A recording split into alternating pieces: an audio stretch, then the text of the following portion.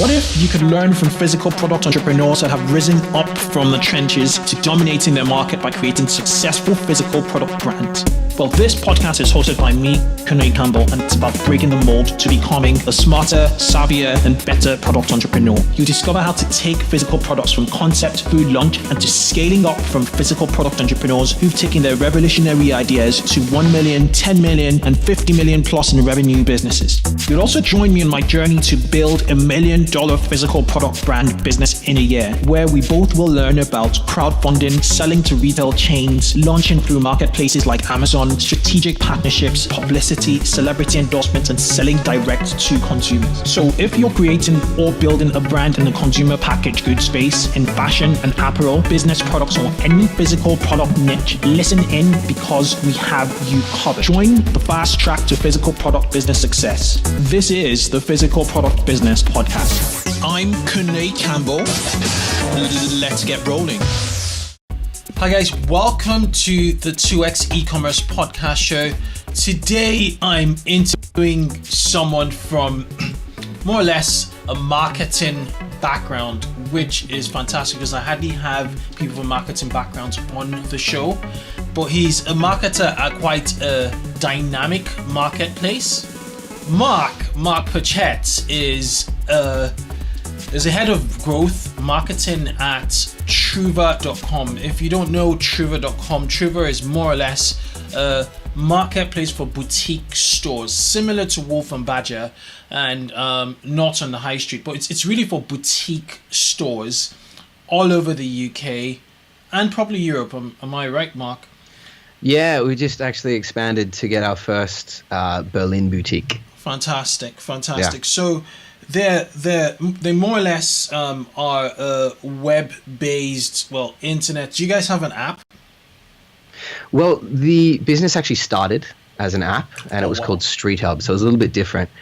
But we pivoted to Trouva.com as the app.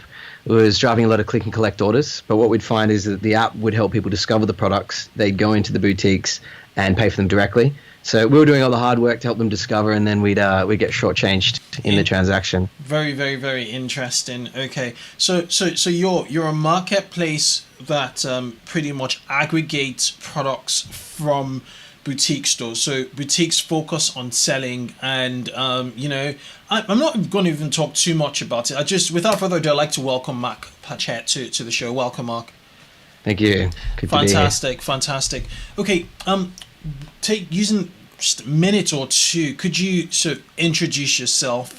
You have an illustrious career in digital marketing, in conversion rate optimization, and in acquisition. I think it's about 10 years. So could you just take a minute to introduce yourself? Yeah, cool. So how you doing, everybody? So I think I've been in digital for over a decade. And a lot of it all started with my own businesses. So we're talking like super hacky things. I think where a lot of people were out partying, I had kind of HTML for dummies. So I was spending my time learning about the internet. And that all happened because I had offline businesses from when I was a kid. Like when I was in high school, I was selling things like fireworks and all that kind of stuff. And I got my first taste for product profit generation instead of selling my time, which I was working somewhere like McDonald's getting $5. I'm like, nah, I'm done with this. So from there, it kicked off into a career of digital. I learned about the internet. I'm like, man, not only can I make money selling products, now I can do it from my bedroom in my pajamas, and I can connect to the whole world. So I've gone over a little bit over a minute here, haven't I? No, it's fine. It's interesting. So just to summarize, you're an entrepreneur at heart. You are inquisitive. You try and tinker with stuff. You are not necessarily you're not a straitjacket type of person. A corporate type person. And you've segued into marketing because it gives it just more or less maximizes all of those your attributes, your key attributes. Okay. Yeah, no, definitely. Because I think the key thing with marketing, when I compared all the different components, when you look at a business, you've got accountants, you've got operations. If you didn't have marketing and you couldn't connect your idea or your product with other people, then there's no need for any of the other departments.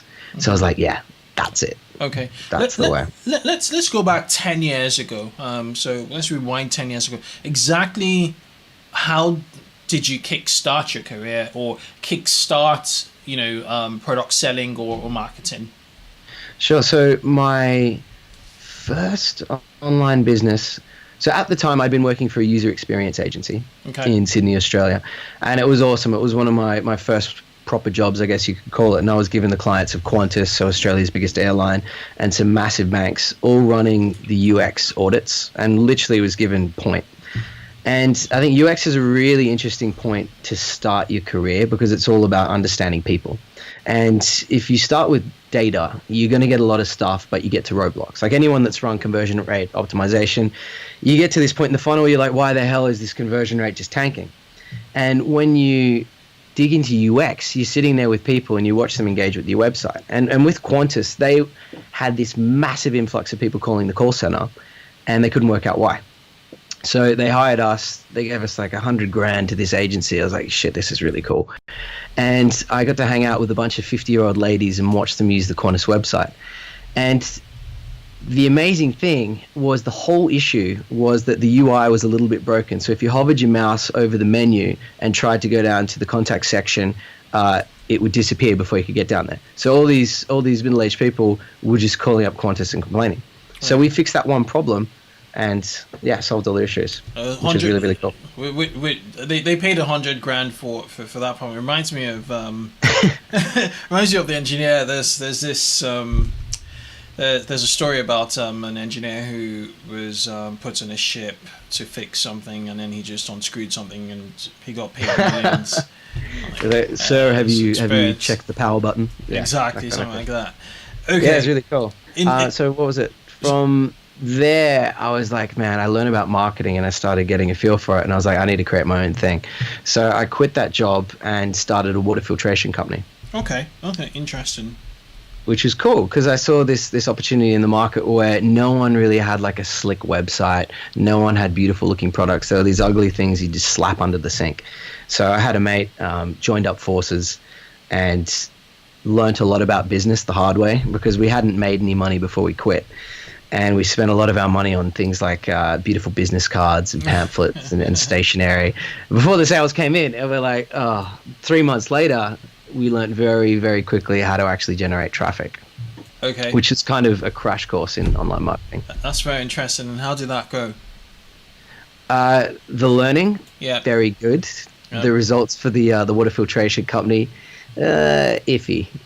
Okay. So wrapped that business up and then moved to one of Australia's top digital marketing agencies, who was led by a guy who was an entrepreneur. He wasn't some dude that was just selling to kind of enterprises. He was the kind of guy that would get his hands dirty. Okay. So I spent a couple years working with those guys and worked with over 200 businesses. And we're talking about like writing the landing pages, helping code the landing pages, running Facebook campaigns, AdWords campaigns, absolutely anything we could do to make these guys money.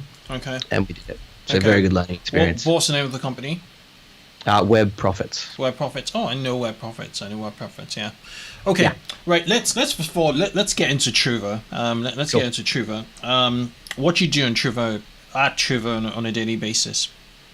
Cool. So I'm the marketing director at Trouva, and my role is essentially to be given a GMV, which is I guess you could say it's similar to revenue, but it's calculated in a different way for marketplaces, gross merchandise value. And my objective is to take that as well as a marketing budget and make it happen. Okay. And the beautiful thing with the startup is it's not like you have to use these channels or you have these CPA targets. It's like you need to do whatever the hell you need to do to make that target happen. Okay. So I've got another awesome guy in my team, and we literally just smash it out until we hit these targets, testing different channels, focusing on CRO, anything. Okay, so I haven't heard of the term gross merchandise value. Okay, all right. Is it similar to so it's a total, right?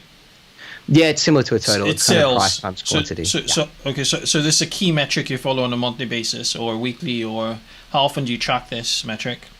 We track it the same way you track revenue. Okay, all right, cool. Right. What about CPA? What kind of target CPAs do you?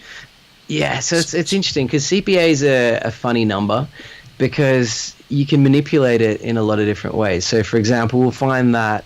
So, just for context, Trouva, we've got over 50,000 different products from all these different boutiques. Just one second for our listeners who don't know what CPA is, cost per acquisition. It's just the cost of acquiring new customers. Okay. Yeah, exactly. Yeah. So, where it's funny, if you get these larger companies and you've got this department and all they are is performance marketers for someone like AdWords, and it's like, hey, bro, your target's a £15 CPA. It's like, yeah, I can smash that. All you do is you focus on the super high converting products that may cost like $10 each. Freaking easy.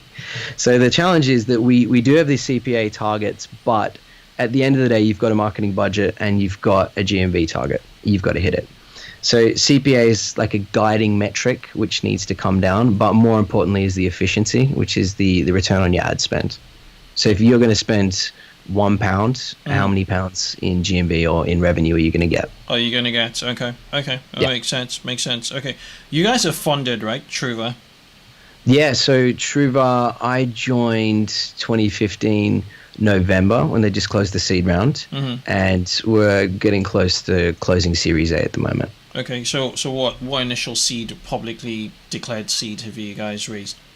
It was 2.5 million, something like that. Okay, because I could see like Octopus Ventures and Index Ventures are investors. Octopus Ventures have invested in Grays, Eve Mattresses, Gymbox. They're kind of e-commerce, and then Index Ventures is less Deliveroo, Dropbox, Facebook, Farfetch, more SaaS.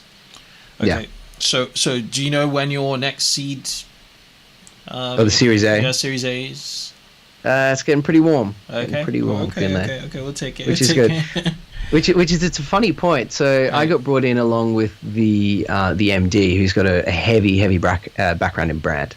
Which it's cool because you got these three founders, these three dudes who have created this business that is heavily skewed towards women aged kind of 25 to 45. So they're like, all right, if we're going to nail the brand, we're going to need to bring in some fresh eyes. And they did a really good job at finding the right people. And I guess the seed round, even though you're getting backing from these huge guys, it's like, all right, these guys have got a pretty cool idea. Let's just see what happens. That's the seed round. Then you got to use that money to validate it and say, hey, this is actually a real business, which is where it takes you to Series A, which is kind of where you throw fuel on the fire. Okay, so what kind of meetings do you have with the founders from a marketing standpoint? So I guess it's split in two. So I report directly to the CEO, who's this super smart dude, mathematics major from Cambridge.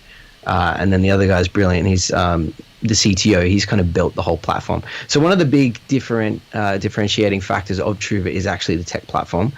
So I think we mentioned when we had a chat, Trouva just got rated one of the top 5 fastest growing tech businesses in Europe. And people are like, tech business, what the hell are you talking about? But the tech is actually what makes Trouva what it is. It's kind of the proprietary tech, or the proprietary platform, which allows 250 boutiques to process orders directly through Trouva. So you may come on Trouva and order from 5 different boutiques. We've got to make that happen with, commission rates and different delivery services. And so that's the magic of the sauce. So as a long-winded segue, so as for the meetings we have, the CEO is heavily involved with, well, I guess he sets all the targets, but he's got like a brilliant mind for understanding the deep dive analytics. So we work a lot together on that front. So weekly meetings. And then the CTO is the kind of guy that just pushes stuff out that would take an enterprise company 2 years. Okay, what do you use for? Sorry to cut short. I have so many sub questions. No, you're right, man. Keep it going. So what kind of analytics platforms do you use? So we use Mixpanel. Okay. For Mixpanel's really, really good. So we initially had Mixpanel for the app, but it's come in so handy because it's got first click attribution, which means that if someone's come from Google AdWords and then they've come back via Facebook, Google AdWords is giving credit for the transaction. What about cross-device issues? I log in Safari or I find out about Trouva on Safari, and then I'm searching for Trouva on my Chrome on desktop. What happens? Yeah. Safari on my iPhone. cross device is a pain in the ass. It It's really tricky. It's interesting. We've done some deep dives using the Facebook backend, because I think Facebook is key, right? It's key because you're logged in everywhere. Yeah, exactly. Zuckerberg's got you, man. He's got you. He has indeed. Well, they should develop an analytics platform. I wonder why they haven't. Yeah. They should have a Google Analytics. Yeah, no, exactly. I think it's coming, and then because it's the best source of truth, they would suck in so much. I predicted that 2 years ago, but it's still not happened.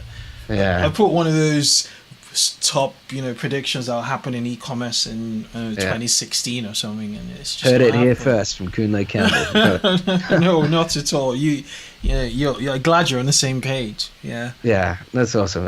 But until then, we're stuck with Mixpanel. I think one thing people find interesting here is, particularly if someone's doing something like affiliate marketing, is Mixpanel has the benefit of capturing the user ID or the user email.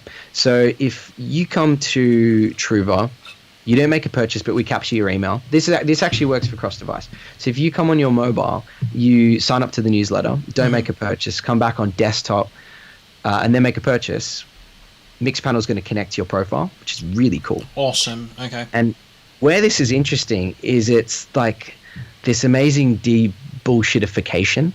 So we were running all these affiliate marketing campaigns, things like voucher code sites, where if you're looking at last click attribution from GA, you're going to say, vouchercodes.co.uk is doing an amazing job.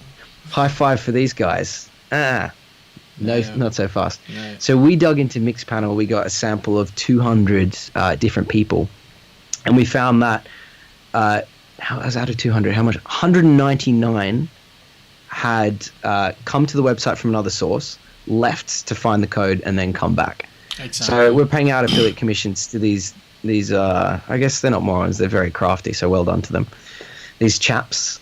So yeah, that's why it's useful using something like Mixpanel. That's a very, very polite way of referring to the affiliates, especially the voucher code sites. I just think they're schemers. They skim profits, which should really be to e-commerce stores.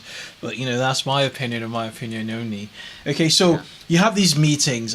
What else do you delve into? Sorry, I caught you short on there. Oh, you're cool, man. So you talk about analytics, and then what else do you talk about with the CEO? With the CEO, analytics is a huge part, but then I guess it's channel strategies, which is quite fun. And it's kind of the relationship where you got this really smart dude where you need someone to bounce ideas off, and that's really, really powerful. Yeah. And he challenges you in the good kind of way that pushes you, which is fun. Yeah. So it's also like, how do you approach a new channel? Yeah, and I suppose that's a dynamism you find with with startups, because lots of VC firms are very picky as to who they give their money to, and once you have a very strong leader who's able to gather people like you and really, really competent talent around him, the synergy and that energy to come up with ideas and test and be experimental is right there. Yeah, no, 100%. 100%. And it was one interesting thing. So coming from an entrepreneurial background, I think you have a unique perspective where you don't think whether something's possible, you just think how you can do it. You're like, it is possible, I just got to work out the way. Yeah. But then coming into a VC-backed startup that needs 20% month-on-month growth, it's a very interesting challenge, because you've got to test this stuff, but you've got 30 days to get that 20% growth, regardless of how it happens. So it's good fun, and you learn a lot very quickly. Yeah. So it's almost like an hourglass that gets reset every 30 days, and you have to. Yeah. That's the fun, man, because it's like you hit the 20% growth, and it's like resets again. 1 hour after midnight. It's like, guess what you're doing again next month. doing it again. No, which is cool. Yeah. But then you look at I think the best trophy I've got is I remember when I was a kid, I was like 6 years old. I used to play with my dad's software, which was Harvard Graphics. And you know those like shitty clip art graphs where it's like the arrow just going up? Uh-huh. We actually did that with this company. We actually did it with Trouva last year. Wonderful. Not one month was missed. So that's kind of like a beautiful thing to look at. Wonderful, wonderful, wonderful. Do you guys use Periscope for publicly share some of your growth data? I know Lost My Name do it. They have like a public Periscope where you could, just see number of books sold and, stuff. They have some publicly available, growth metrics you could access, publicly. At the moment. Yeah, not at the moment. All right, cool. Okay, so let's talk about the funnel, your funnel. Shall I start at the top or the bottom? Take your pick, my man. All right, Go top. Let's look at the top. Okay, let's okay, before I do that, what's your take on your story? I was looking at your tab. There's a link to our story, which every startup must have. And it says your name actually has origins from Trouve, which means lucky find. Bingo. So could you tell what stories do you tell both potential customers and existing customers, and where do you tell your story? Sure. Yeah, really good question. I think as you mentioned, the story is so powerful. And we find the story being really, really important in a few different instances. So if we segue into the funnel, we have two very different types of customers. So a lot of our growth has come from increasing inventory. And the beautiful thing about a channel like Google Shopping is that if you add more products, you can essentially get more sales.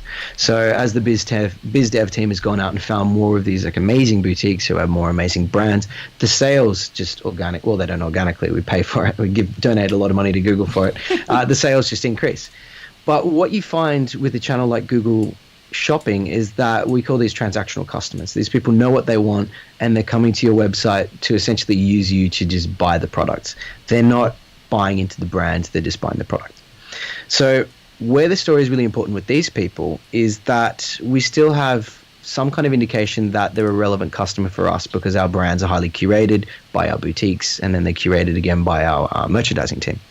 But we need them to understand our story if we're going to increase the probability that they're going to come back. So what we do is we use a tool called Emetria to create a welcome series. So really, really powerful stuff. So anyone that makes a purchase, they're put on this sequence where they get a plain text looking email from the founder.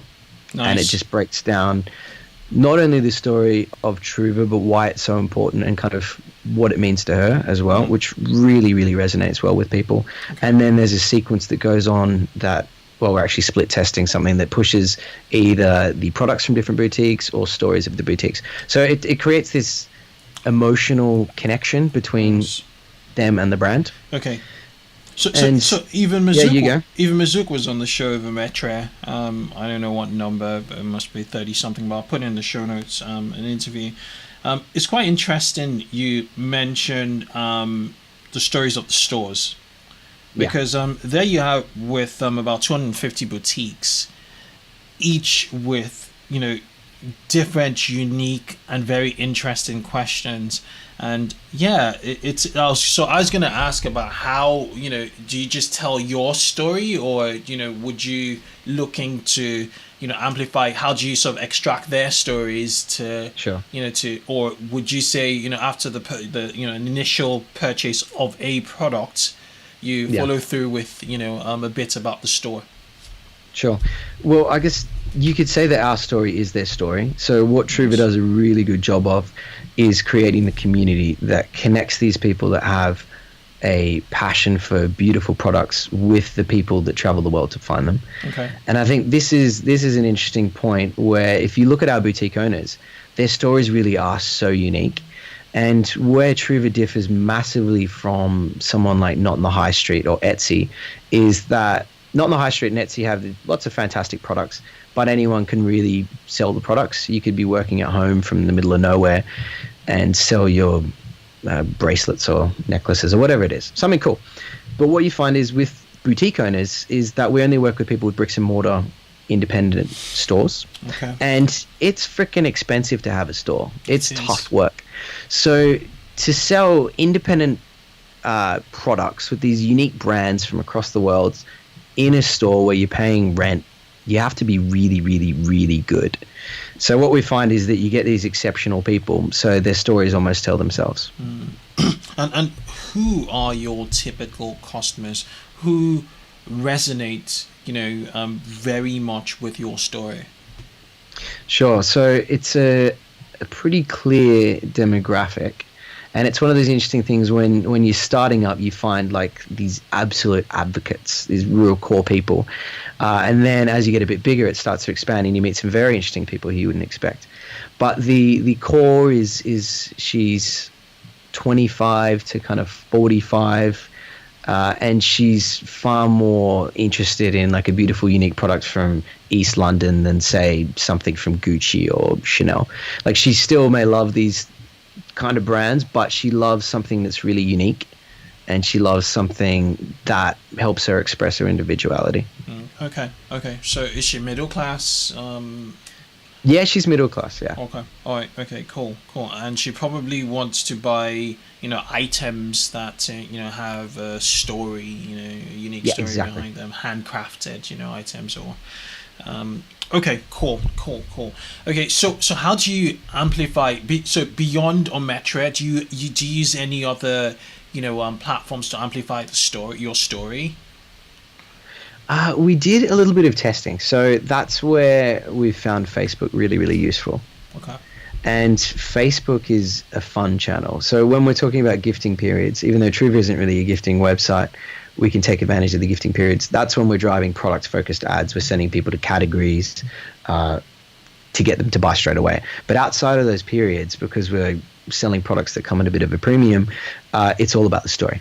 Mm-hmm. It's all about the story. So we ran some experiments where we'd send someone to a landing page that would just hammer home the story with a nice little offer in exchange for the email. Okay. And that works really well. So that's all top of funnel. Okay. And do you use video to tell your story? Images? What content assets do you have to play to? Sure. So a lot of really, really good images, and yet again, it helps having these boutiques with beautiful storefronts. And this was actually one of the big shifts of our Instagram strategy that was led by the brand team. Initially, it was about the beautiful products, but then we're like, what's truly unique about Trouva? It's the boutiques. So if you go on our Instagram now, it's tons of these beautiful, unique storefronts. So it's heavily image driven. Wonderful. I failed to ask earlier. I knew there was a question I didn't ask. I was going to ask, what does your team look like, given that you're the head of marketing? Sure. So there's a lot of collaboration across teams, and it's very lean. So I've got myself, who heads up the strategy and helps with some executional work as well. And then I've got an awesome performance marketing manager guy who deals with a lot of the analysis and also the execution as well. And then we've got a content team who sits alongside of us, who's got another brilliant graphic designer, and then there's a merchandise team, and then there's the tech team. So everyone kind of fuses, which is really fun environment. Awesome. To work in. Okay. Right. I was gonna ask about Facebook. So I have my wife included, myself and my wife included. We have made impulsive purchases from Facebook. Mine's more been inclined towards Kickstarter type projects, and hers are related to being a mom. Anything from really funky clothes for our son, or really useful gadgets in the house. So they're demonstrated on Facebook, and we're like, oh wow, we like that, and then we click through. Now, given the fact that you have such a long tail of products, I actually forgot to ask you the number of SKUs you actually manage. How do you seize that advantage for acquisition through Facebook to make it, pretty much transactional channel? It's really hard. That's the short answer. But a lot of testing, a lot of very, very structured testing. So one of the strategies that works brilliantly for us is trying to use the crowd to determine what products we show. So we'd use a channel like Google Shopping, even though these people are transactional, we'll use that as a proxy for what's popular and what's trending. So we'll look at the overall sales data, and then you can create edits based on the products that you know are selling well. And then in terms of making Facebook work, we need really high click-through rates to bring down the CPCs, because we know we're going to have a lower conversion rate. So in that instance, one of the benefits of having over 50,000 products is you get some really weird stuff in there. So what we'll use is quite clickbaity images just to capture people's attention. It was awesome. So when I started out, there was this green ceramic cactus, and one of the girls that was heading up partnerships there just hated this thing. So I bought it just to kind of annoy her. But we feature it in every single ad because you could not beat the click-through rate you'd get from this green cactus. And then what you find is that people click the ad, and then they'll come to the edit, and what you do is we'll put the cactus like 3 scrolls down on the page. And then what you find is that people are looking for the cactus, but while they're trying to find it, they engage with the other products, and they don't buy the cactus more often than not. They buy something else that suits them. But yeah, that's one of the ways we make it work. And you also get their pixel, so you could retarget them cheaper, hopefully, and they could get their exactly, email. Yeah. Okay. Exactly, man. All right, cool. All right, so we've talked about Google Shopping, we've talked about Facebook, we've talked about Ometra in terms of how it helps engage, and I think Ometra is more mid-funnel, mid-funnel tool. Yeah. What about conversions? What do conversions look like? What do you use to improve conversions? Or how often does your team test the checkout? How do you upsell, products or cross-sell products? What does it look like when someone's, engaging with the brand and they're whiskers away from actually purchasing? How do you make it happen? Sure. So that's another fun one. So we use Optimizely for split testing. Awesome. And my job before Trouva was with a company called Maximizer, which is it's like an enterprise level split testing platform. Mm-hmm. So the clients there were the BBC and the Economist and some big dogs like that. So which is quite fun. So I get to cut my teeth with them. Some big volume. Lots of traffic. Yeah. Oh man, buckets. Like I remember the first time I logged in GA. Well, these big guys usually use Site Catalyst, but I had a few big ones that use GA, and I was like mind blown. Like GA was actually broken because there were too many zeros. It was getting pushed down other levels. Wow. I think with one of the Channel 4 experiments, there was 60 variants on one of the experiments, and you could still get statistical significance in a week if you wanted it, or less. Wow. So with Trouva, one of the tools that we found really handy was that we wanted recommendations. So we wanted people adding more products to their cart, and with that many products, it's quite tricky. So we use a tool called Brilliance. Yeah, which yes, yeah, it's good. They're good, like a really good tool. Like it's not super advanced. It just seems to work really well, which is quite fun. So how do you implement Brilliance, especially if you're not you guys obviously have built your platform from ground up, right? Because you did mention. So how do you sort of integrate, let Brilliance understand the scope and scale of your catalog and also purchase behavior? From is it simple plug and play or really like almost scarily simple? Oh, wow. So you just drop a script in, and it uses all the kind of metrics you want it to use. So it just focuses on buyer intent, but it has this uncanny ability to match products accurately. So because we have our products from all these different boutiques, we don't have a brilliantly consistent tagging or categorization structure. So it's something we're improving a lot, but it varies a lot. But Brilliance does a fantastic job at working out what the best sellers are and relevant products. Okay. For that person. And do you use the shopping cart abandonment and retarget and email features, or do you just use it for product recommendations? So we did use their browse and cart abandonment, but there wasn't enough customization ability, and I also needed to plug it in with like the full lifecycle marketing spectrum. So I pushed that through Emetria instead. Okay, that makes a lot of sense. Okay. All right. Okay. Is there any other thing we haven't talked about with regards to improving conversions and the checkout process? Yeah, there is one fun little trick. So Trouva, unlike Etsy and a few of the other guys, give you the option for free shipping, regardless of how many. If you buy from 30 boutiques, 40 boutiques, 250 boutiques, you get free shipping.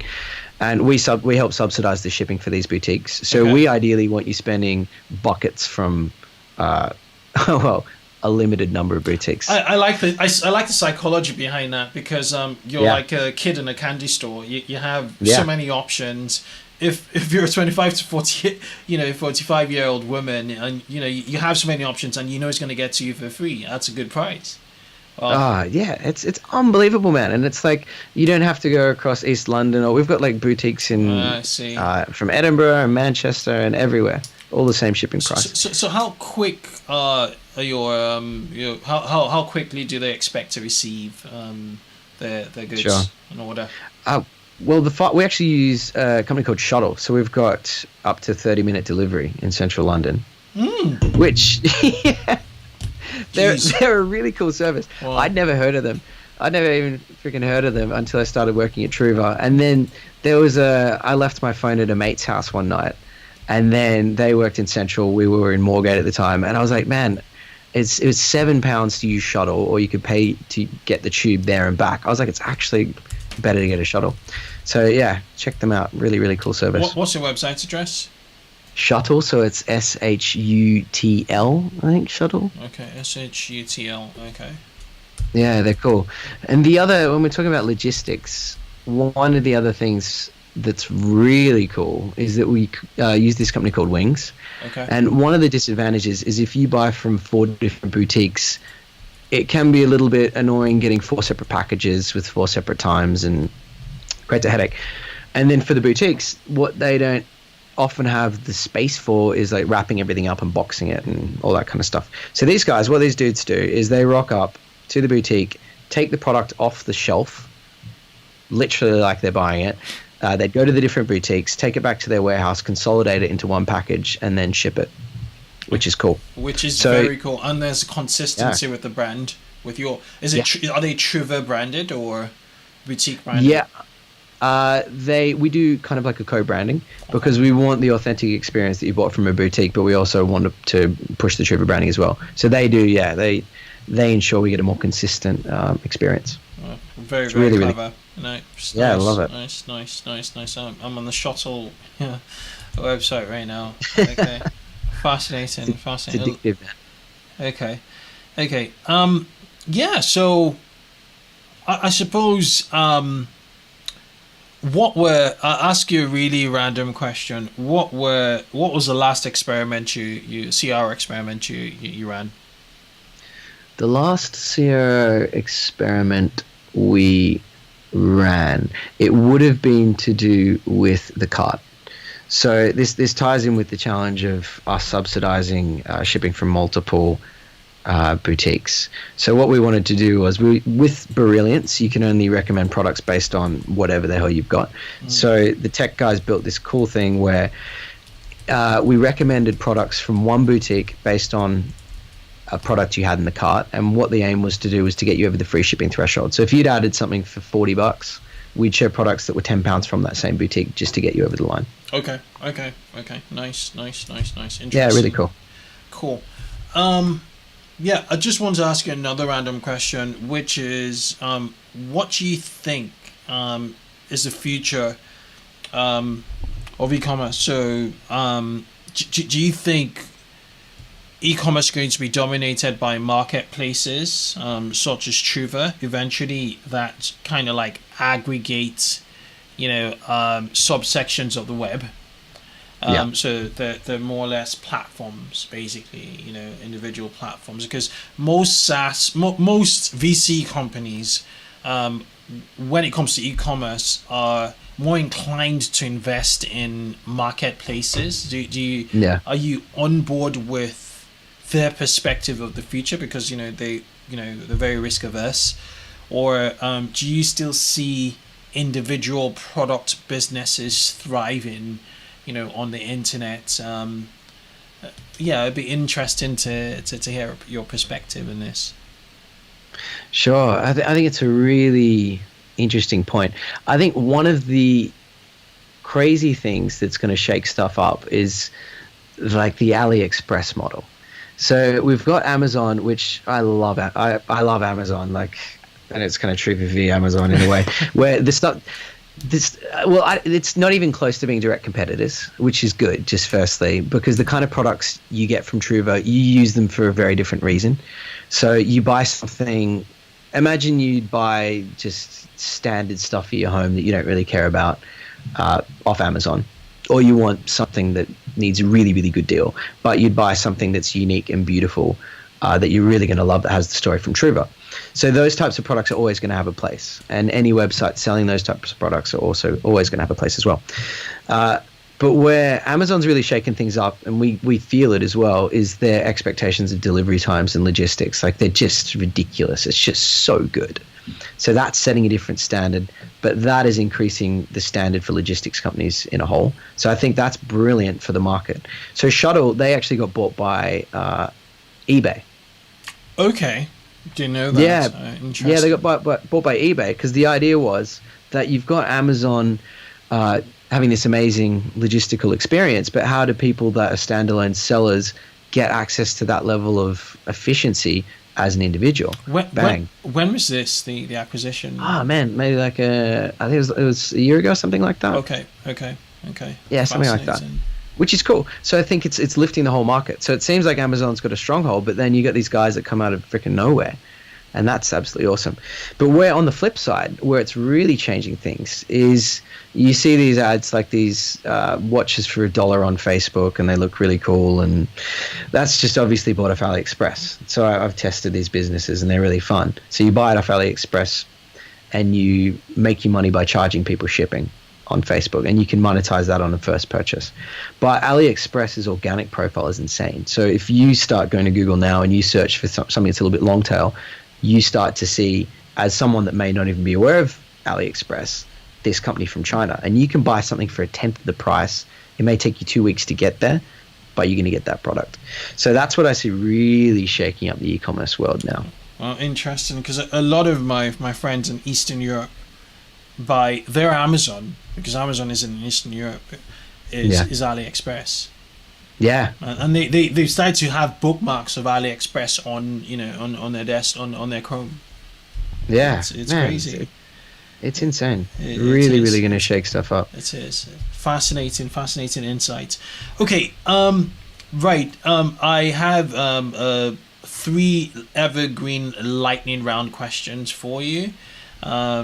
I would ask you 3 questions, and I would expect you to answer, each question with a single sentence if possible. You ready? Here we go. Batter up. Okay. What are the 3 indispensable tools for growth? Or your 3 indispensable tools for growth? Facebook, right. GA, Google Analytics, and Excel. Okay, fantastic. Okay, what's been your best mistake to date? By that I mean a setback that's giving you the biggest feedback. It was forgetting to set a budget cap for a client with YouTube and spending $5,000 in a day with one sale. Ouch. Okay. Apparently that YouTube traffic's not so good. It is. I learned how to refine it, but yeah, that was a quick learning experience. Okay. And if you could choose a single book or resource that's made the highest impact on how you view building a business and growth, which would it be? A book. I'd say The Obstacle is the Way. The Obstacle is the Way. I haven't actually seen it. By who? By Holiday. Okay, by Holiday. I haven't actually come across it. It's really cool. It's really, I think where it's so crucial is it's so tough building these businesses. Yep. But then what I've realized after doing a few of my own, some working, some not working, and then working in this startup, is that that's actually the part that's good. That the fact that it is so hard. Yep. Yeah, you have that. And when you tweak that it starts becoming really enjoyable, and you start getting like an adrenaline kick off the challenge. Yeah, I absolutely agree with you. Okay, Ben, it's been an absolute pleasure having you on the show. Thank you for not only sharing your story, but sharing your day-to-day growth marketing ninja skills with Trouva. It was really interesting conversation. I enjoyed myself, and I'm sure the audience, everybody's listening to this now. Definitely enjoyed listening to you. Cool, man. Not a problem. It's a pleasure. Okay. All right. Cheers. Thank you again. See you, bro. Bye bye. See ya.